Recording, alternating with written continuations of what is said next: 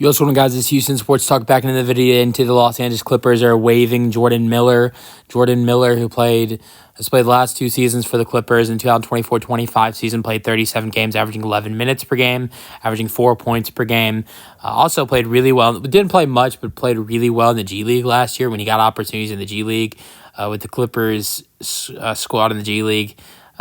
He did play well, but he just didn't play much. But that's he played so well in the G League. It was like, okay, he doesn't really need to be there. Averaged almost 25 points per game, 5 rebounds per game, 3 assists per game. Shot 51% from the floor in the G League. So killed in the G League, and that's why he played almost half the season for the Clippers, and played okay. And so now the Clippers are waiving him, but the Clippers also would like to potentially re-sign him.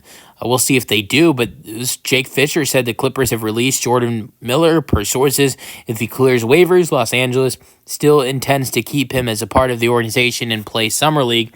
What I take of this is, they signed him to a standard contract, a 3-year deal where he's making $2 million a season.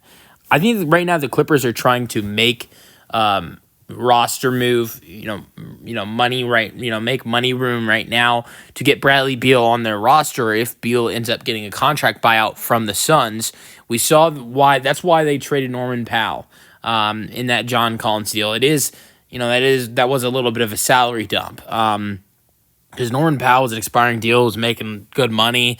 They weren't going to be able to extend Norman Powell if you signed Bradley Beal. They just gave James Harden a big deal. I'm sure Zubac is a guy that's near an extension soon. So just really couldn't afford to re-sign Norman Powell. John Collins is an expensive contract, but not as expensive as Norman Powell is. And so and now they're clearing some more money here by releasing Jordan Miller. If I had to predict here, my prediction would be is the Clippers, if they're trying to sign Jordan Miller back, I think they're going to try to sign him to a two-way contract. That sucks for him. Gets a standard deal, like he did.